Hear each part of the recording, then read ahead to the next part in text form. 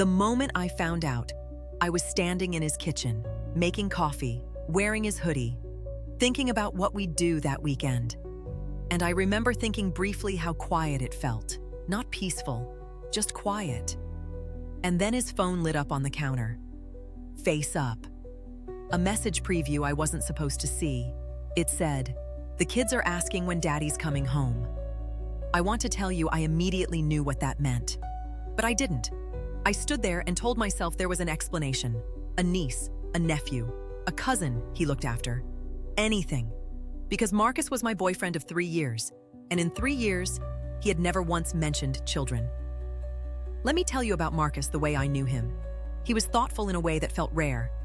He remembered things, the name of my childhood dog, the song that played at my mother's funeral, the way I liked my eggs on Sunday mornings.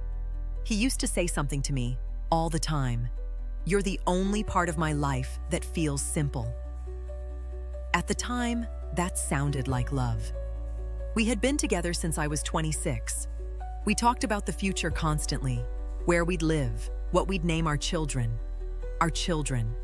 He traveled for work. That was the explanation for everything, I would later realize.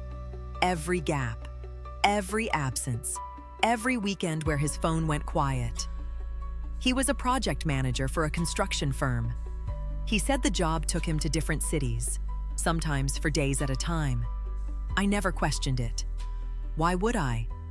But there were things, small things, that I filed away without really looking at them. His phone was always face down at dinner. Always. He said it helped him be present with me. I thought that was sweet. He never introduced me to his family. 3 years, and I had met no one. He said they were complicated, distant, that he'd kept his personal life separate for years. I believed him. I believed him because he was consistent. And consistency feels like safety. Consistency feels like truth.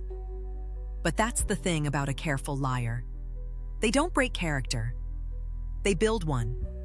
After I saw that message, I put his phone back down, exactly where it was. I finished making the coffee. I handed him his mug. I smiled, and I started paying attention in a way I never had before. Over the next 2 weeks, I wrote everything down. The dates he traveled, the cities he mentioned, the times he called me versus the times he didn't, and something else. There were moments, small ones, where he would almost say something, then stop. I noticed that his trips followed a pattern. Every other weekend, he was gone Thursday night through Sunday afternoon. Every single time. For 3 years. I had never noticed how perfectly scheduled it was. One night, while he was in the shower, his phone lit up again. Different name, no contact photo, just a number. The message said, "Did you tell her yet?" I stared at it longer than I should have, because now it wasn't just one message.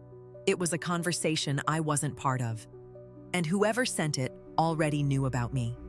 That was the moment I stopped guessing. I hired someone to find out what I couldn't. A private investigator, a woman named Diane. She was calm, professional, and she told me to prepare myself. I told her I already had. I hadn't. Diane called me on a Tuesday. She said, "He has a home address 40 minutes from here. He's listed on the mortgage. He's been living there for 9 years. His wife's name is Renee. They have 2 children, a boy who is 7, a girl who is 4. She kept talking. I stopped hearing her. 7 years old. Marcus and I had been together for 3 of them, which means when he first asked me out, he already had a 4-year-old at home. He already had a wife. He already had a life. And he built a second one around me. Diane sent me photos. A house with a green front door. A family photo on what looked like a holiday. Marcus in the middle. Renee on his left. 2 small kids in front of him. He was wearing the watch I gave him. I kept looking at his face. The same face I had kissed that morning. The same face that told me I was the best thing in his life. And I realized something I hadn't expected. There wasn't a real version of him and a fake one. There were two real versions, and neither of them belonged to me. I confronted him in person. He went white, and for a moment, just a moment, he said nothing. Then he said, "I was going to leave her." I asked him when. He didn't answer that. He said he loved me. He said it was complicated. And for the first time in 3 years, I saw how easy it was for him to lie. I told him I would tell her. And this time, he didn't try to lie. He just kept saying, "Please don't." That told me everything I needed to know. I didn't call her immediately. I sat with it for a day, then another, trying to decide what kind of person I wanted to be when this was over. In the end, I sent a message. Short, direct. "I think we need to talk about Marcus." She replied 10 minutes later. Just one word. "Call?" When I heard her voice, I knew immediately she had been living in the same confusion I had. We stayed on the phone for 2 hours. Two women slowly realizing that neither of us had been wrong, just incomplete. She told me things that rewrote everything. Vacations, family milestones, a miscarriage 2 years ago. And I realized I hadn't been sharing his life. I had been scheduled into it. Marcus and Renee are separated. She filed. Not out of anger, but out of clarity. From what I heard, she didn't argue. She didn't chase him. She didn't even try to fix it. She just removed him, piece by piece, until there was nothing left for him to return to.